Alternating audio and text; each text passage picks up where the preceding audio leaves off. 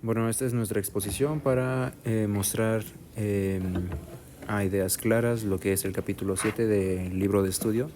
En nuestra exposición abordaremos un mapa mental y bueno, comenzamos con la introducción.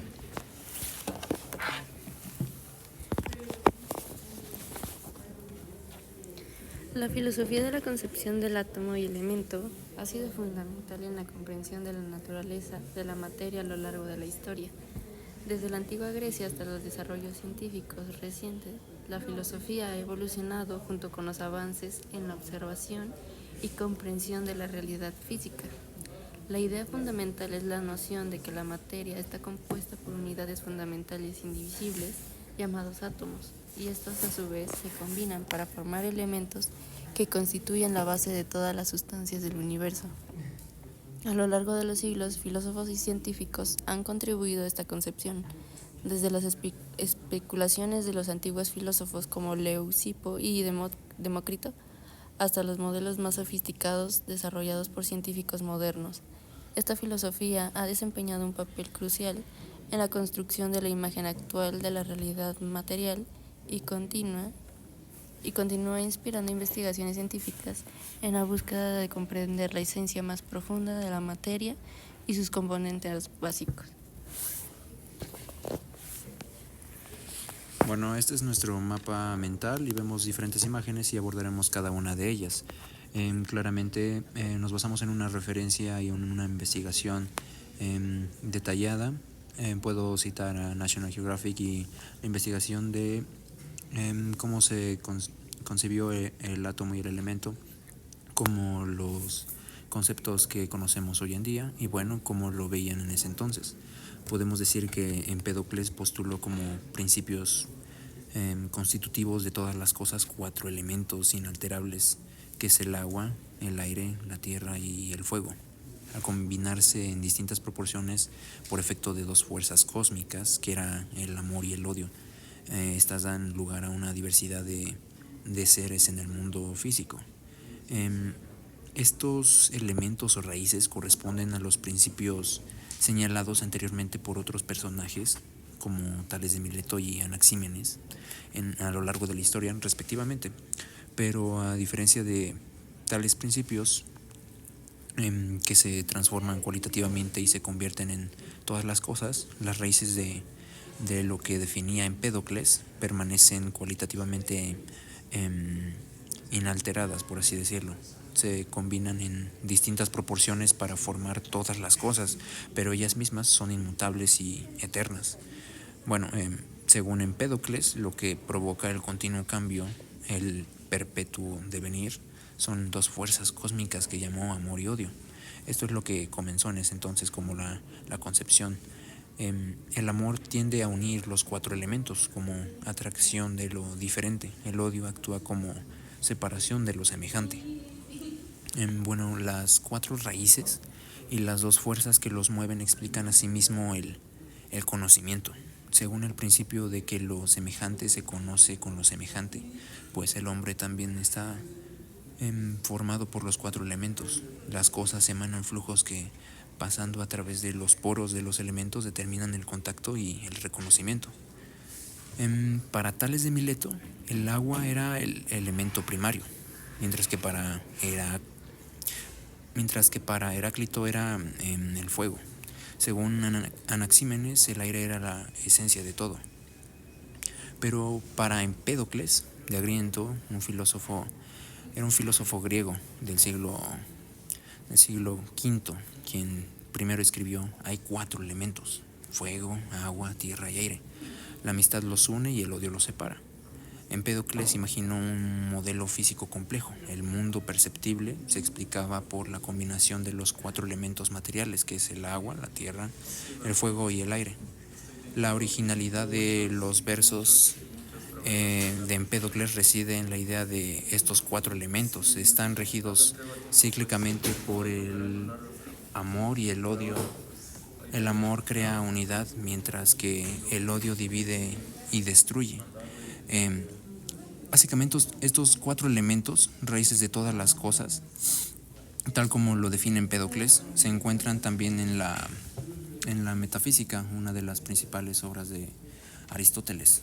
Aristóteles, que fue uno de los pocos filósofos que abarcó casi todos los campos del saber de su época, añadió a la teoría de Empédocles la noción de 4 cualidades elementales asociadas por antagonismo, que es húmedo y seco, caliente y frío. Aristóteles dio a los 4 elementos un orden natural, por así decirlo. La tierra fue de sustento y civilización, era lo primero. El agua asociada a la vida, la purificación y la emoción, el aire, otro elemento esencial para la vida y a menudo asociado con el espíritu y el intelecto en las culturas antiguas. Y finalmente el fuego, símbolo de la transformación y la purificación. Bueno, Platón y Aristóteles en ese entonces imaginaron incluso un 5.º elemento, el éter, sustrato de los cuerpos celestes que se mueven en círculo y que, según ellos, explicaba que el movimiento de las estrellas en el cielo está vinculado a la rotación de la Tierra. Y bueno, aquí tenemos algunas imágenes, que es, por ejemplo, el fuego, el aire, el agua y la tierra. Aristóteles como un personaje que concibió el elemento primeramente, y bueno, esto antes de incluso los enlaces y los compuestos. Y bueno, seguimos con la siguiente parte.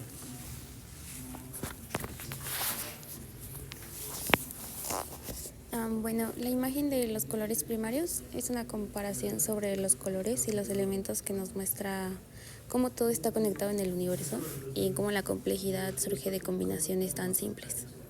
La comparación con la pintura nos ayuda a ver cómo los elementos se mezclan y crean todo lo que existe en el mundo. Es como cuando un pintor mezcla los colores básicos para obtener una gran variedad de tonos y matices. De la misma manera, los elementos básicos se combinan en diferentes cantidades para formar todo lo que vemos a nuestro alrededor. La metáfora del alfabeto hace referencia a la tabla periódica.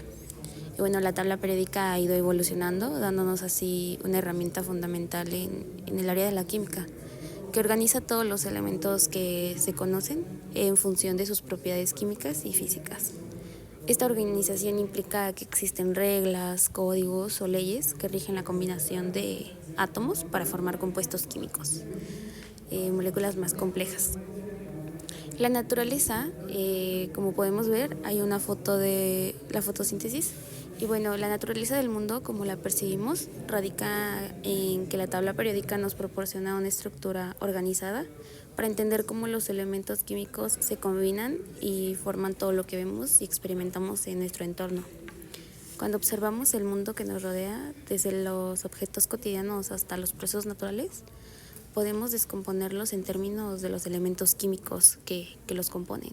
Por ejemplo, el agua que vemos pues está formada por átomos de hidrógeno y oxígeno, los cuales se combinan en una proporción específica según pues la conocida fórmula H2O.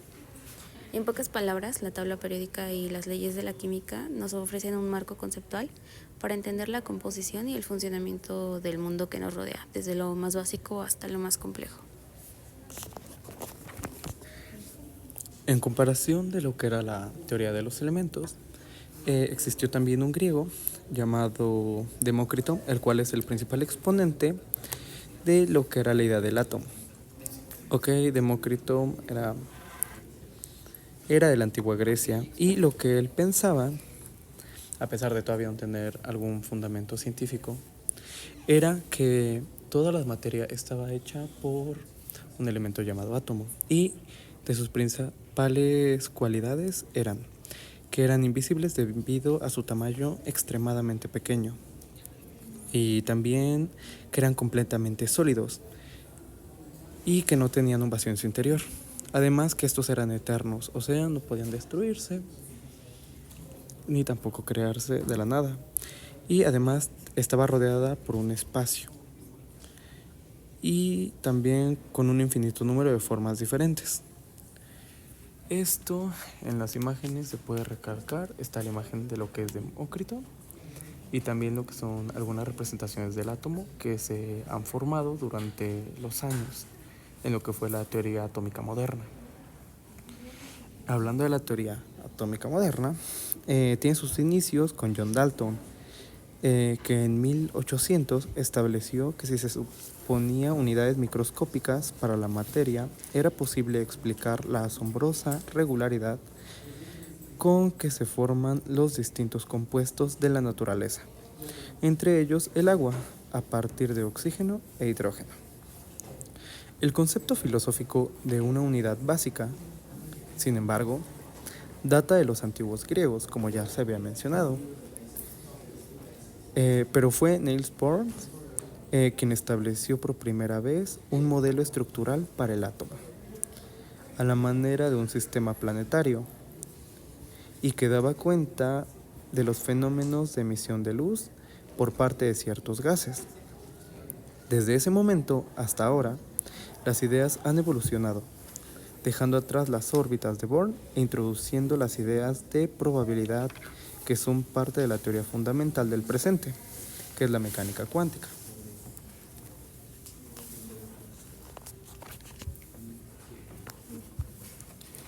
La historia de la química se considera en términos de una confrontación permanente entre dos doctrinas. La doctrina de los elementos, donde se creía que todo estaba compuesto por 4 elementos básicos, como se habló anteriormente. Esta idea evolucionó hacia la teoría de los elementos químicos propuesta por Antoine Lavoisier en el siglo XVIII, que identificaba sustancias puras como elementos indivisibles, al destacar al análisis químico como la herramienta necesaria para saber si una sustancia es o no un elemento, y la doctrina que postula la existencia de las unidades mínimas, que se relaciona con la teoría atómica, que sostiene que la materia está formada por partículas indivisibles llamadas átomos. Esta doctrina se orienta hacia la física geométrica, que aplica explicaciones puramente mecánicas. Al saber sobre estas dos doctrinas, podemos preguntarnos si son fuentes de dos disciplinas modernas, la física y la química. En conclusión, el ser humano siempre ha buscado dar explicación a hechos o cosas a las cuales no le tiene entendimiento. En este capítulo 7 del libro se analizó cómo el pensamiento filosófico es la base de muchas teorías, gracias a los pensadores como Aristóteles o Demócrito, que ambos dieron ideas propias, como fueron los elementos o los átomos. Con el paso del tiempo, la química también ha sido defendida por diferentes personajes históricos, para que nosotros hoy en día sigamos aportando a la ciencia para que siga avanzando al beneficio del ser humano.